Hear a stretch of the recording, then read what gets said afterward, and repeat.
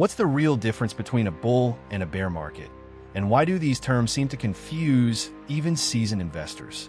Imagine you're John, a young investor who's just started to dip his toes into the world of trading.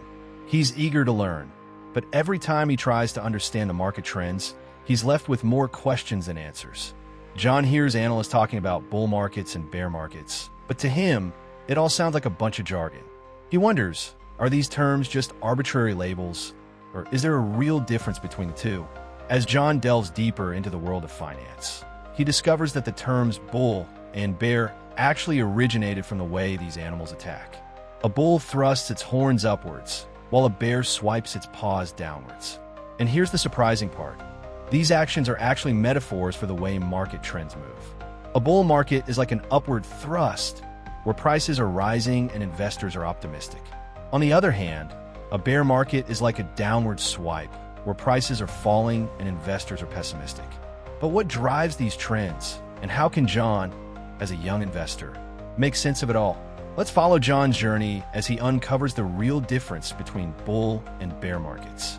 Vocabulary, metaphor, jargon, optimistic, pessimistic. So, what exactly is a bull market? John started his research here, and what he found was fascinating. A bull market is essentially a period of time when stock prices are rising, and they keep rising for a while. It's not just a one-day spike. This sustained increase is often driven by a strong economy, where people have jobs and businesses are making money. Think of it like a snowball rolling downhill, gathering size and speed as it goes. As more and more investors become confident and start buying stocks, the demand increases, which in turn drives the prices up even further. It's a cycle that can be very powerful. And here's the part that's really interesting. Bull markets can last for years, even decades, like the one that happened in the 90s with the dot-com boom. Now, John was curious. What's the opposite of this, and how does it work? He was about to dive into the world of bear markets, and what he would find would change his understanding of the markets forever. Vocabulary, confidence, unemployment, economy, momentum.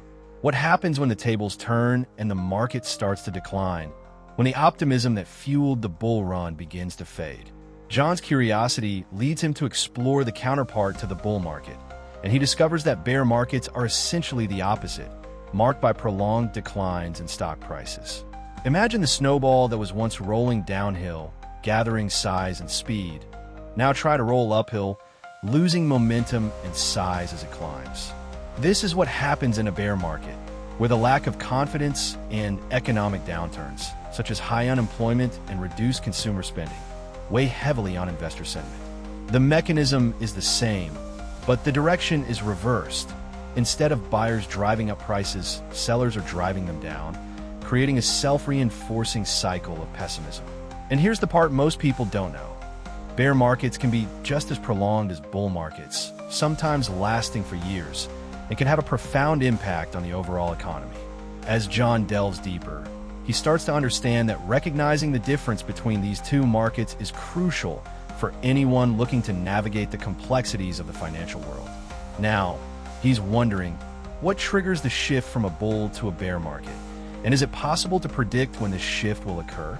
Vocabulary, momentum, counterpart, sentiment, pessimism, downturns. What happens when a market isn't charging ahead like a bull or retreating like a bear? Is it just a mix of both? Or is there something more to it? Let's go back to John, who's trying to make sense of the market swings. He's been watching the bulls and bears, but then he notices something interesting. There are times when the market just seems to be waiting.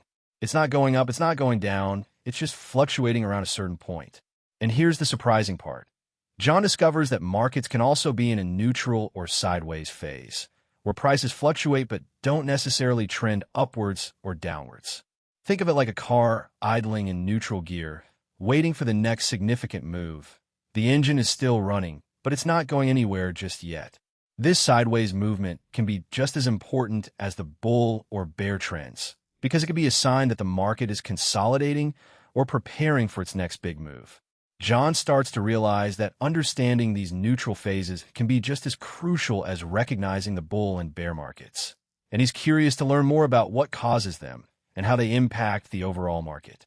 Vocabulary, fluctuate, neutral, consolidate, trend. So, what happens when we apply this understanding of bull and bear markets to real-world scenarios? Let's go back to John, who's been trying to make sense of the market trends. As he starts to identify whether the market is trending bull, bear, or neutral, he realizes that this knowledge can significantly impact his investment decisions. It's like having a map to navigate through uncertain financial landscapes. Imagine you're planning a road trip, and you have a map that shows you the road conditions, traffic patterns, and weather forecasts. You can plan your route, avoid congested areas, and prepare for any potential challenges. Similarly, understanding the market trend can help you navigate your investment journey. You can adjust your portfolio, manage your risk, and make informed decisions about when to buy or sell. And here's the surprising part. This understanding can also help you identify opportunities to hedge your bets or even profit from a declining market. For instance, if John identifies a bear market, he might consider investing in assets that historically perform well during downturns, such as bonds or dividend-paying stocks. On the other hand, if he identifies a bull market, he might consider investing in growth stocks or index funds. The key is to have a clear understanding of the market trend, so you can make informed decisions that align with your investment goals. By having this map, John feels more confident in his ability to navigate the markets, and he's better equipped to manage his portfolio through various market conditions.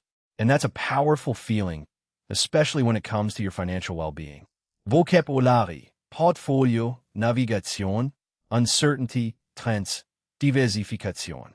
So, what's the real difference between a bull and a bear market? For John, it's no longer just a pair of abstract terms. He's seen how they play out in the real world, influencing the mood and direction of the market. It's like understanding the weather forecast before planning a flight.